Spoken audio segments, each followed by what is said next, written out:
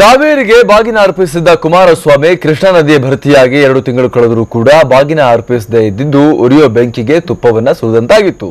ಆದರೆ ಈ ಬೆಂಕಿಯನ್ನು ಆರಿಸೋಕೆ ಹೊತ್ತು ಸಿಎಂ ಉತ್ತರ ಕನ್ನಡದ ಕಡೆ ಹೆಜ್ಜೆ ಹಾಕ್ತಾ ಇದ್ದಾರೆ. ಇದು ಕಾಟಾಚಾರಕ ಅನ್ನುವಂತ ಅನುಮಾನಗಳು ಕೂಡ ಈಗ ಕಾಡ್ತಾ ಇದೆ. 3 ಜಿಲ್ಲೆ ಸಿಎಂ ಅಪವಾದಕ್ಕೆ ಅಂತ್ಯ ಹಾಡುವ ಪಣ. ಕೃಷ್ಣ ನದಿಗೆ ಬಾಗಿನ ಅರ್ಪಿಸಲಿದ್ದಾರೆ ಸಿಎಂ ಕುಮಾರಣ್ಣ.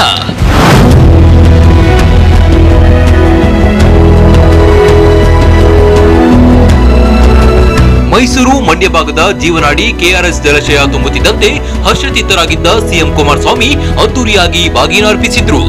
ಆದ್ರೆ ಈ ವಿಚಾರ ಈಗಾಗಲೇ ಬಜೆಟ್ನಲ್ಲಿ 3 ಜಿಲ್ಲೆಗಳಿಗೆ ಮಾತ್ರ ಪ್ರಾಶಸ್ತ್ಯ ಕೊಟ್ಟಿದ್ದಕ್ಕೆ ಮುನಿಸಿಕೊಂಡಿದ್ದ ಉತ್ತರ ಕರ್ನಾಟಕ ಮಂದಿಗೆ ಉರಿಯೋ ಬೆಂಕಿಗೆ ತುಪ್ಪ ಸುರಿದಂತಾಗಿತ್ತು. ಆಲಮಟ್ಟಿ ತುಂಬಿದ್ದು ಕಣ್ಣಿಗೆ ಕಾಣಿಸಿಲ್ವಾ ಅಂತ ಪ್ರಶ್ನೆ ಮಾಡಿದ್ರು. ಹೀಗಾಗಿ ಈ ಅಪವಾದ ತೊಡೆದು ಹಾಕಲು ಸಿಎಂ ಇವತ್ತು ಆಲಮಟ್ಟಿಗೆ ಎಂಟ್ರಿ ಕೊಡ್ತಿದ್ದಾರೆ.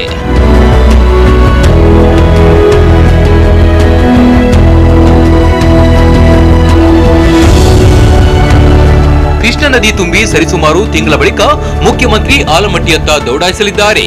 ಕೃಷ್ಣೆಗೆ ಬಾಗಿನ ಅರ್ಪಣೆ ಮಾಡಲು ರೆಡಿಯಾಗಿದ್ದಾರೆ.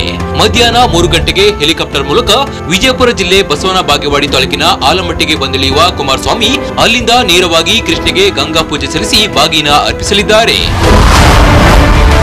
ಆಮಂತ್ರಣ ಪತ್ರಿಕೆಯಲ್ಲಿ ಕನ್ನಡದ ಕಗ್ಗೊಲೆ.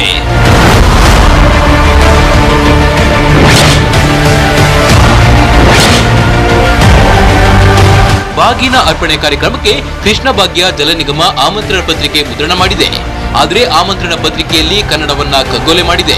ಆಮಂತ್ರಣ ಪತ್ರಿಕೆಯ ಮುಖ್ಯ ಪುಟದಿಂದಲೇ ಎಡವಟ್ಟುಗಳ ಮೇಲೆ ಎಡವಟ್ಟು ಮಾಡಲಾಗಿದೆ. ಬಹುತೇಕ ಎಲ್ಲ ಶಾಸಕರ ಹೆಸರನ್ನ ತಪ್ಪಾಗಿ ಮುದ್ರಿಸಲಾಗಿದೆ.